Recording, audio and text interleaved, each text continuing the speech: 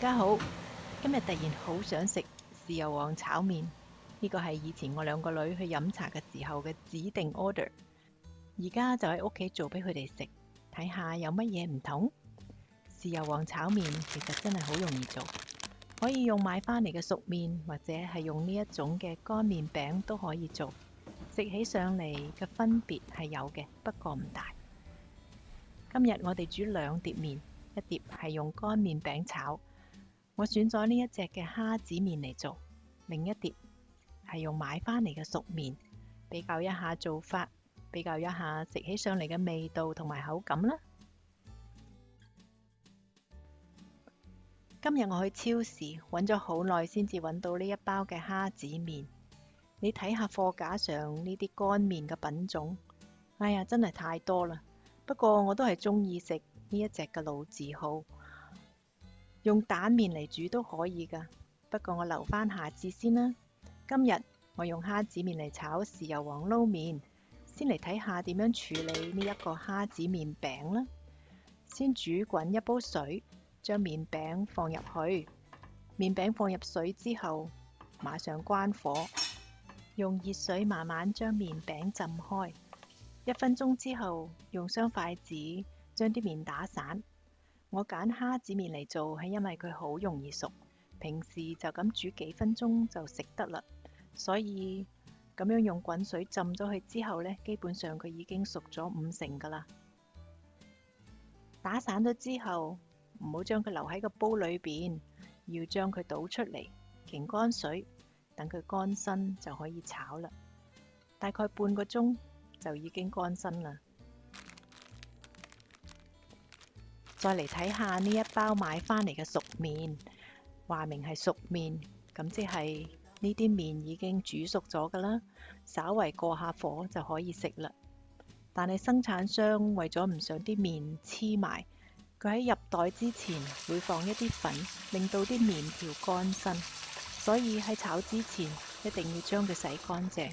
如果唔係嘅話，就會黐鑊啦。用水清洗幾次，你睇下。洗晒啲粉出嚟，再將佢擎乾水，等到啲麵乾身先至再炒。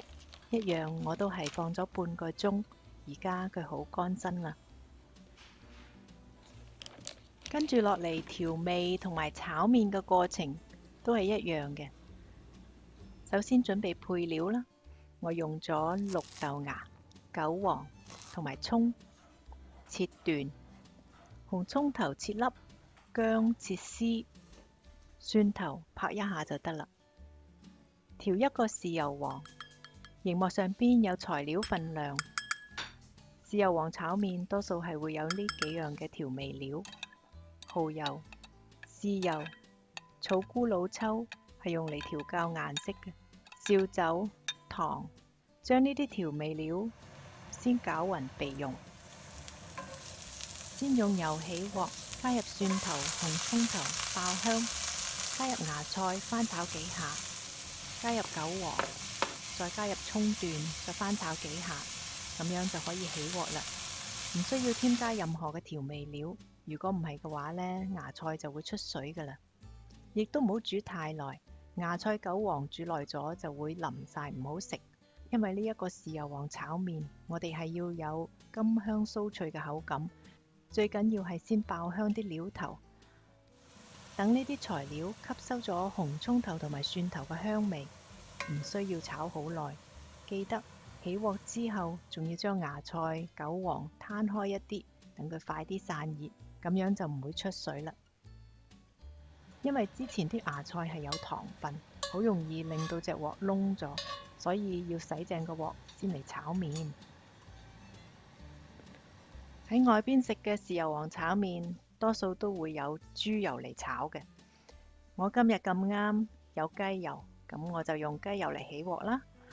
我用咗呢一隻平底鑊嚟炒，咁樣可以好容易攤開啲麵，唔使黐埋。再加上我真係好鍾意呢一隻嘅鑄鐵鑊，好好用，唔會黐底，健康啲啦。等到隻鑊啲油有少少煙上嚟嘅時候，即使個鑊已經燒到好紅啦。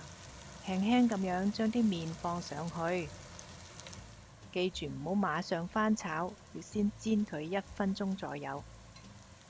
你可以用筷子稍為喐一喐佢，1分鐘之後幫佢轉下身啦，你就會見到啲麵有少少嘅金黃色。我哋就係想有呢一個效果啦，炒出嚟嘅麵就會金香酥脆。再煎1分鐘，兩邊都好酥脆啦，咁就轉細火，將豉油黃淋喺上邊，然後用筷子翻炒撈勻，再轉大火翻炒幾下。呢個時候你會聞到香濃嘅豉味，然後將先前嘅芽菜韭黃加入去，用筷子將佢哋撈勻，咁樣就可以關火起鑊啦。呢一個係用買返嚟嘅熟麵炒嘅，呢一碟呢，就係用乾嘅蝦子麵炒嘅豉油黃炒麵。比較起上嚟，兩碟麵嘅賣相同埋口感分別唔大，不過就覺得蝦子麵炒出嚟嘅豉油黃炒麵食起上嚟有彈牙嘅口感，同埋滋味更加甘香。你去茶樓食嘅豉油黃炒麵，一般都唔會用蝦子麵嚟炒㗎嘛，所以你想咁樣食嘅話，就只能夠喺屋企自己炒啦。仲有我鍾意佢夠晒經濟實惠，儲存好方便，又唔使放喺雪櫃，幾時想食煮一下就可以炒啦，唔使出去買。當然買返嚟嘅熟麵唔使再煲水煮咁麻煩，食起上嚟口感同埋喺外邊食真係冇乜分別，一樣咁好味。如果你得閒都可以試下啦，我煮得到，你都得㗎。好多謝你今日收睇我嘅視頻。如果你鍾意今日我嘅視頻，請你記得點讚、留言、分享啦，仲要記得訂閱同埋撳埋呢個鐘仔喎。咁我一有新嘅視頻，你就會收到通知啦。喺片尾嘅時候，想問大家一個問題：到底蝦子麵裏邊係咪真係有蝦子嘅呢？好啦，拜拜。